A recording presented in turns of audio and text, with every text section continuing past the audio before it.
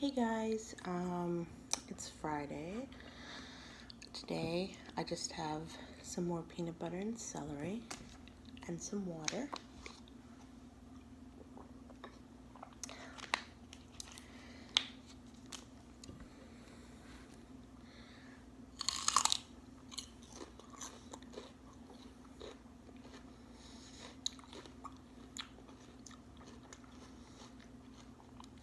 I should say thank God it's Friday, because strictly for the fact that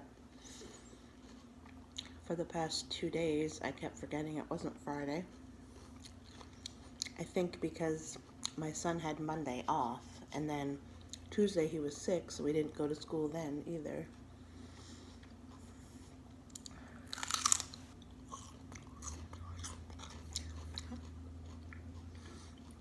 It's kind of weird when the days run together. That happens a lot during the summer.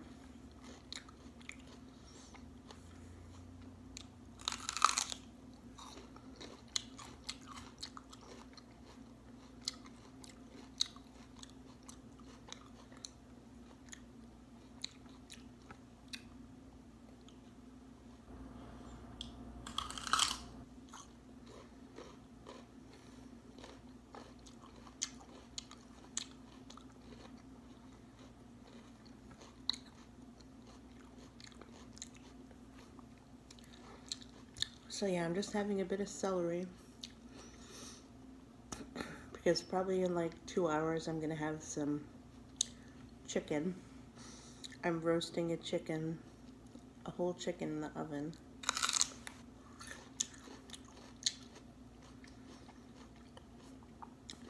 And you know, since I'm doing low carb, I can season it really good and make the skin really crispy by, you know, basting it with butter and stuff. And have it with some veggies.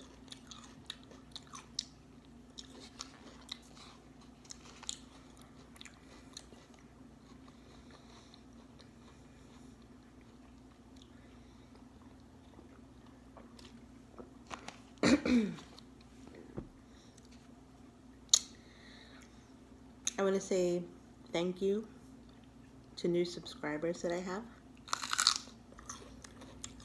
And a big thank you to Miss Cosita ASMR, because she does low carb as well. And one of her videos popped up. Oh yeah, she makes videos too. One of her videos popped up last night, and it was at a time when my resolve was really low. I was far from tired, so there was no way I could have gone to bed yet. And I was having like a massive craving for bread and chips and things like that. And I know it wasn't real hunger. Hey, Betty, stop it. That's my cat again. One of them. One of them's Betty, and the other one is Boba, named after Boba Fett in Star Wars. Yeah, and here I am in my Doctor Who shirt. Such a nerd, but I love it. Anyway, I knew that it was a craving and not real hunger, because I'm recognizing that cravings hit you out of nowhere, and it could be after you've seen a commercial on TV for fast food that you haven't had in a while and you'd really like to eat, even though you know you don't need it. Or it could be after, you know, watching someone eating something really good in a YouTube video, or after someone you're having a conversation with mentioned something you haven't eaten in a long time.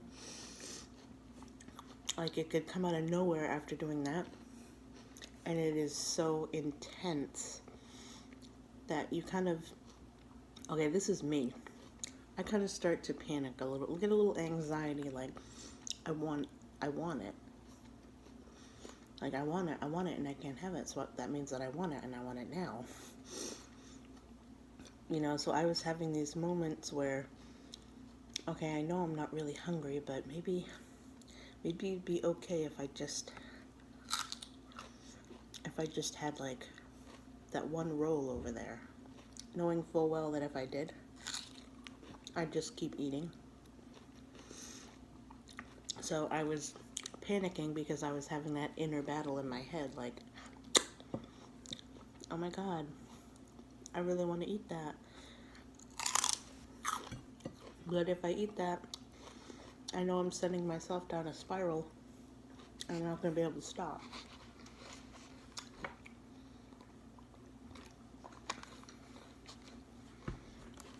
So it's like a back and forth. Kind of like, I guess, kind of like an addict might feel.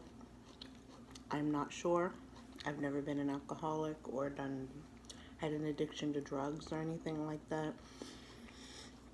I just know for me that it seems like I have compulsive and addictive traits when it comes to certain types of food. But, so there's this inner battle where I know that if I give in, I'm going to have this temporary release where I am just so happy for about half an hour while I'm having some snacks and filling my not empty stomach. But then the guilt feeling is going to set in.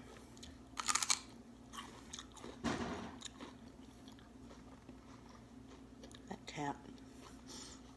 So anyway, I was in the process. Betty, stop!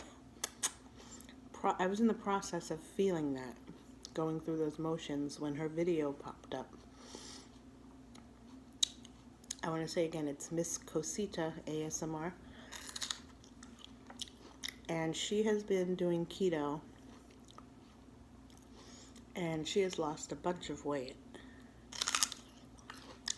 And seeing her video come up and her talking about the types of things she eats and how much she loves this way of eating and the weight that she's lost.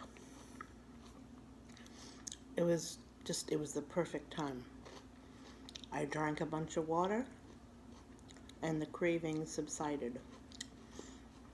And I was able to go to bed without having to eat anything.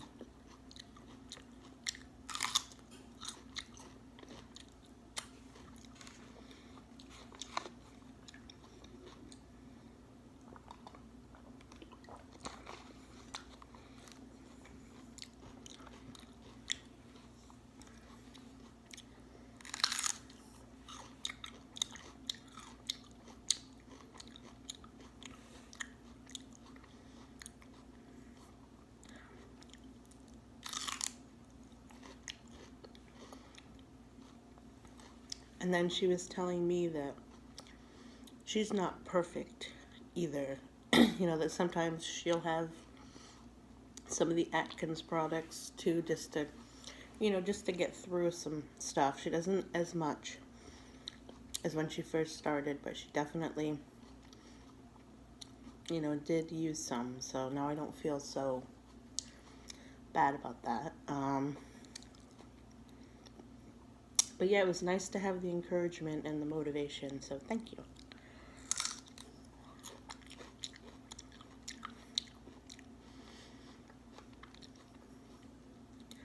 She is not able to make a ton of videos because the way that this way of eating works, normally after you've been doing it for a while, you don't get as hungry. So you might eat like 2 meals a day. You might have a snack or something, but like she will eat once at work and then once when she gets home. So, and then when she gets home, you know, of course her family wants her to eat with them, so she's been finding it a little hard to make videos, but she still puts a few up.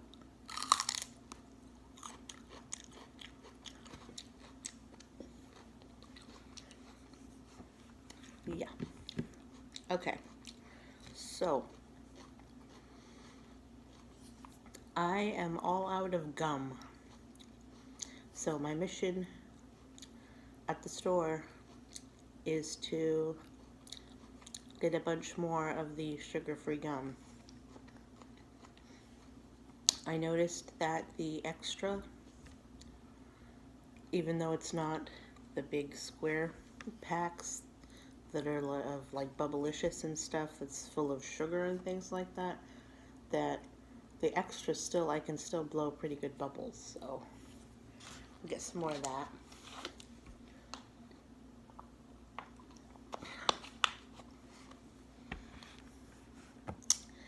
But anyway, I'm glad that a lot of you are liking, excuse me, the ghost stories.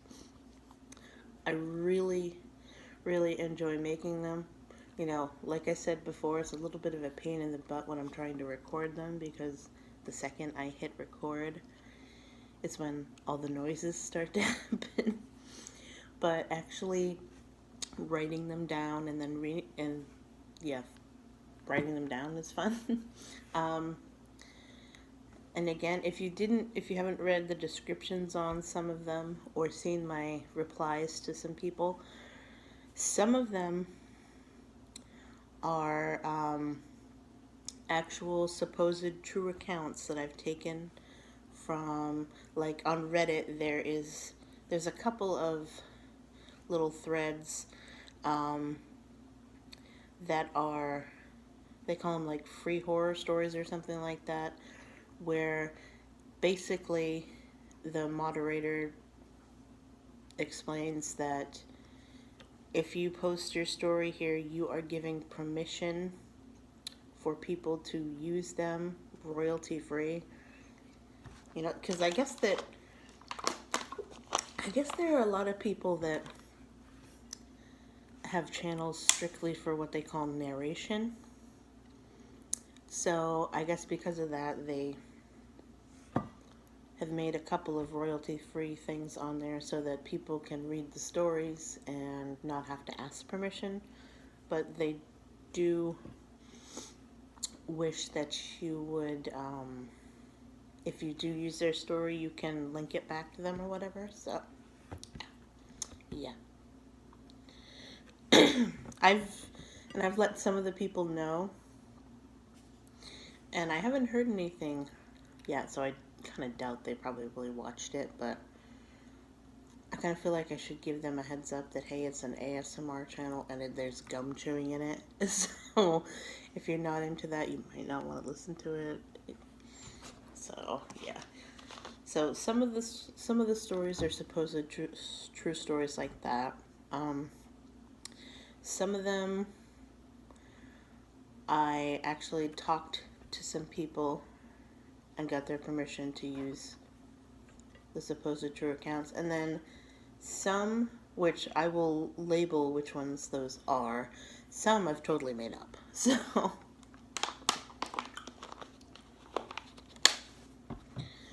yeah, and those are probably the most fun, is making them up ones, because it reminds me of, like, someone else pointed out, I'm sorry, I can't remember your username, that they're kind of like an Are You Afraid of the Dark or Goosebumps type of deal. So, and growing up, I really liked the Alvin Schwartz Scary Stories books. I have all of them over in my bookshelf. I'm interested to see the movie when it comes out. I don't really know how they're gonna work that, but I got really excited when I saw the poster for it, and I recognized Harold the Scarecrow on it, because that was my favorite, most, like, creepiest story in there. Yeah. If I thought that I could read scary stories without like getting in trouble for copyright or something, I would. You know, not that my channel's monetized right now or anything. I don't even have anywhere near the amount of subscribers you need for that or watched hours, but I don't really know how that works. I feel like you could still technically get in trouble for reading something like that on your channel if it's not out of copyright, you don't have permission, but I'm not really sure. Alright. Oh my god. This is 15 minutes long. It's really weird when you start a video because you think to yourself, God, I don't have anything to talk about. This video is gonna suck. And it might still suck. But then you open your mouth and then you look at the time and you're like, holy crap. Alright, anyway. Bye.